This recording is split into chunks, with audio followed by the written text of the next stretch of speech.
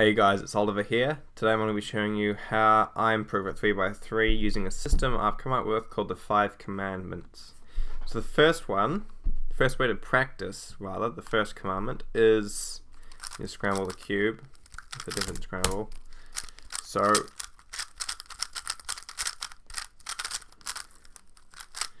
basically the first thing you want to do is you want to solve the cross in the first F12 pair in one look. No matter how long it takes you, you're just going to sit here and stare at it until you've got something that resembles a first pair. So let me see if I can do this. So I look for my best cross, which looks like white. Yes, it is. I can see this pair here. So when I do F to align this piece and move it out of the way so I can align that piece, it's going to connect these two and they're going to stay connected when that piece goes down. So let's do that. So it's connect those two, put that one in, and before you put this one here in, do a U2, and now you see that pairs in the back. So you want to try and do that in about 13 moves or less and do it a couple of times.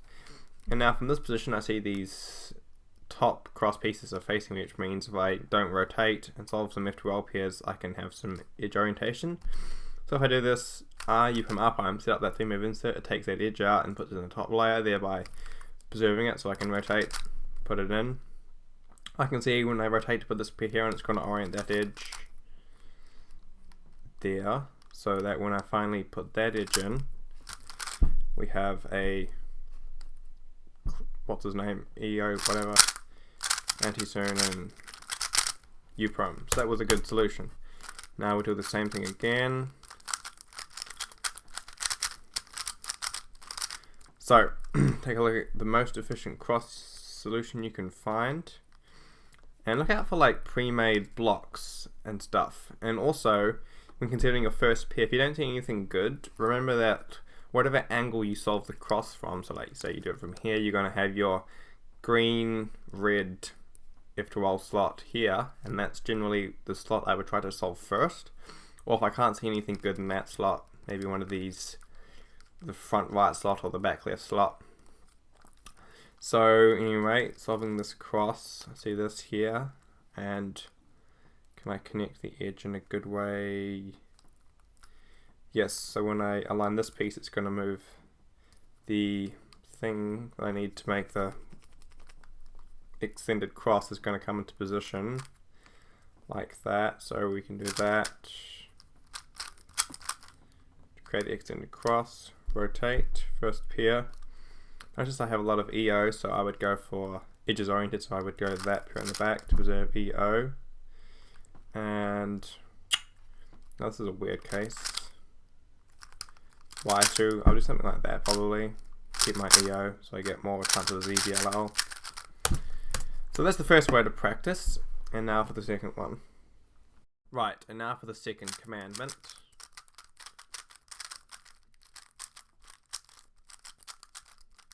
So the next thing you want to do is, now that you've practiced your F12 transitions, is you're going to want to solve the cube as continuously as possible. So that is with no pauses whatsoever.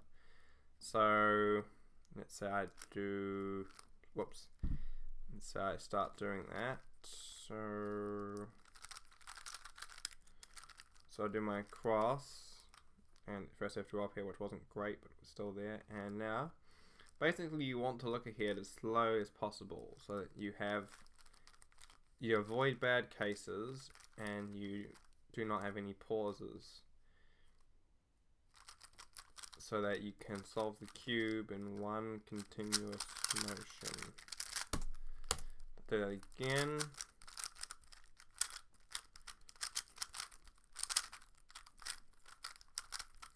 So once again, solve as continuously as you can, so no pauses at all. You want to avoid bad cases and keep it to a maximum of about 3 rotations. So now I'll do another one. Having a look at my first pair again like I practiced before. So I put that in. This is a bit of a bad cross full of M moves, but I'm solving it continuously. That's 2 rotations gone, and on this last one I would do something weird EOE like that, but it failed, and wrong PLL. Fantastic. But you get the idea. Solve it continuously without any pauses and a maximum of 3 rotations. The third commandment is practicing solving the cube in as few looks as possible. I'll show you what I mean. So, it's got the scrambled cube, and now, so you want to solve it in as few looks as possible. So this means doing the whole cross plus first you have to roll here in inspection, that sort of stuff. So let me begin to do that. So I rather than spend all day putting the cross, let's just say I planned it all out like that. Or not like that properly. So there's my cross, that was bad. So now what you want to do is you want to solve your next 2 F2L pairs in one look. This shouldn't be too difficult. So I'm going to go for these 2. So I can take this pair out, put it in here, and I can see where this is going to end up. I can see that's going to have green here, and the green's going to stay in the back, so I can rotate, put it in there. This last pair I'll do with the F moves, so avoid a rotation.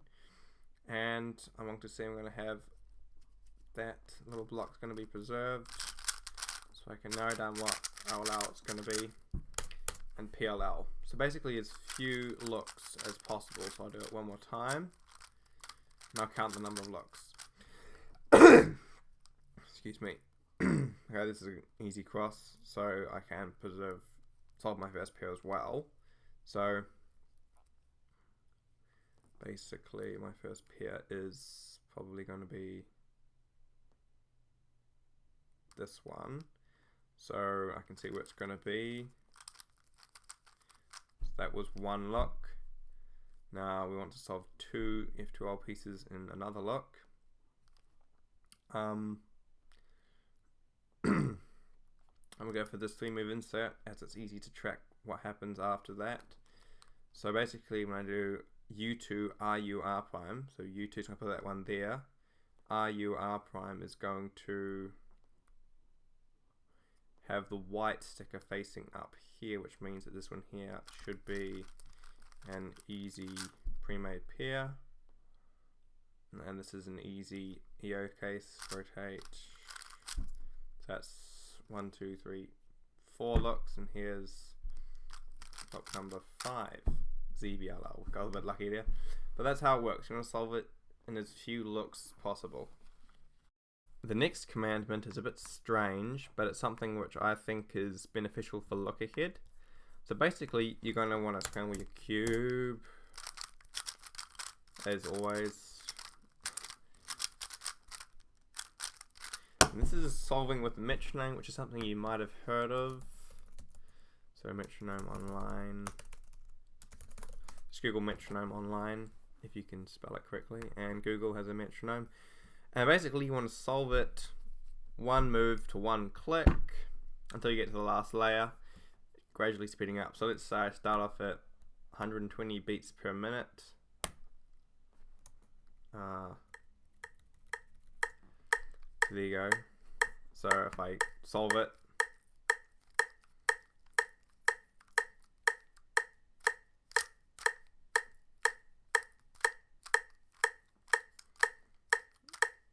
always looking ahead, finding the best way to do things.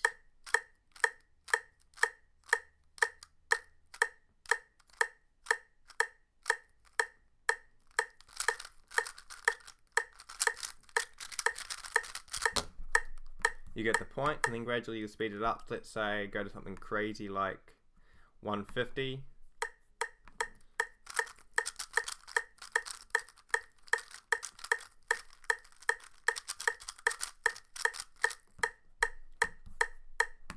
So now I'm going to have a look at it, and then I'll start solving it.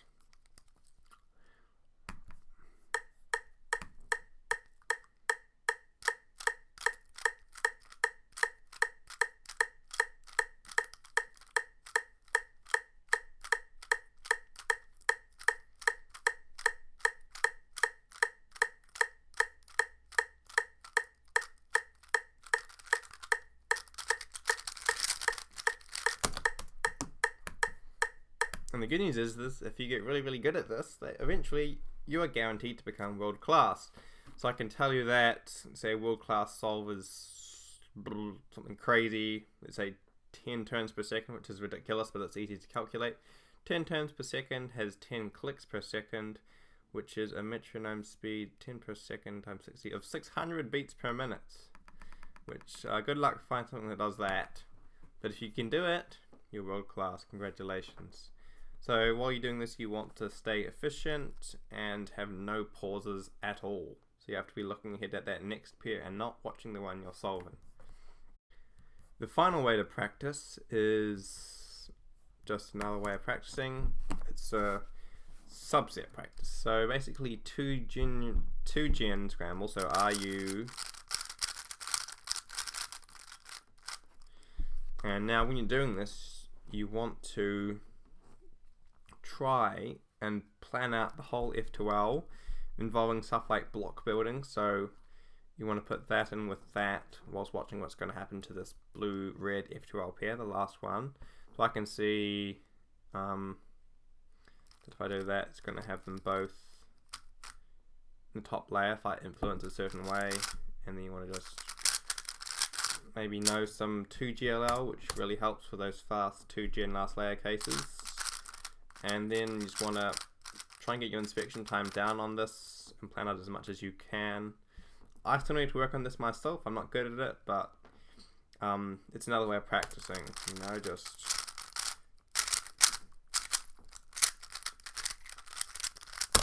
that locked up terribly, but you get the point. It's a good way of practicing 2gen stuff. It's also very good for one hand, and there's a ton of other good 2gen subsets like last slot, last layer to practice predicting your OLL.